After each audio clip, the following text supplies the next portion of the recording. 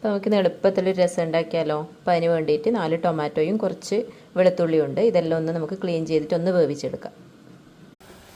അപ്പോൾ തക്കാളിയും വെളുത്തുള്ളിയും എല്ലാം ഒരുവിധം വെന്ത് വന്നിട്ടുണ്ട്. നമുക്കിതിലോട്ട് പുളി പിഴിഞ്ഞിട്ട് വെള്ളം ചേർക്കാം.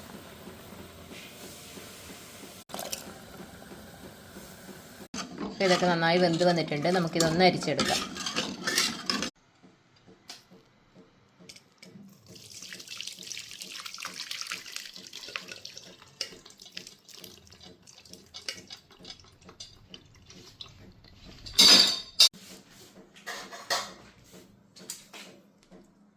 നമുക്കിത് നന്നായിട്ട് ഇങ്ങനെ പിഴിഞ്ഞെടുക്കാം. ഇത് നന്നായി പിഴിഞ്ഞെടുത്തിട്ട് നമ്മൾ ഇതിലോട്ട് ആവശ്യത്തിനുള്ള വെള്ളം ചേർക്കാം. ആവശ്യത്തിന് വെള്ളം ചേർത്തതിന് ശേഷം നമുക്കൊന്നുകൂടെ തിളപ്പിച്ചിട്ട് ബാക്കിയുള്ള മസാലപ്പൊടികളെല്ലാം ചേർക്കാം. ഉലുവ, കായം, കുരുമുളക് പൊടി, മുളക് പൊടി എല്ലാം കൂടെ ചേർത്തിട്ട് നന്നായിട്ടൊന്ന് തിളപ്പിച്ചെടുക്കാം.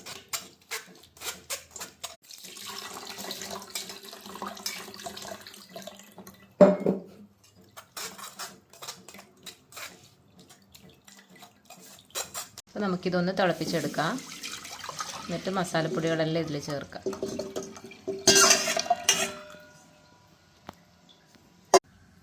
ഉപ്പ് ചേർക്കാം.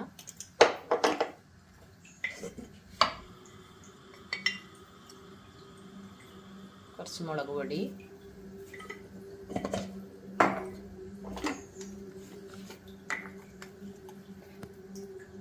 കുറച്ച് ഉലുവാപ്പൊടി,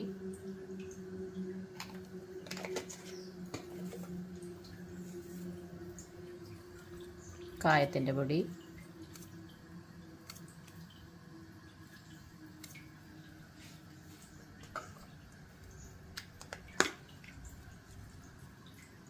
പിന്നെ കുറച്ച് കുരുമുളക് പൊടി.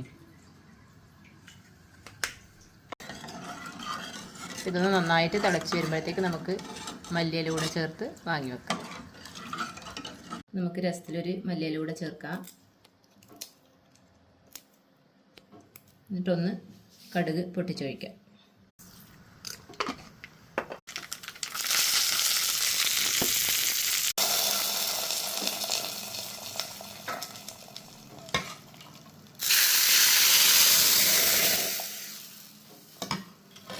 നമ്മുടെ ടേസ്റ്റി ആയിട്ടുള്ള രസം ഇവിടെ റെഡിയാണ്.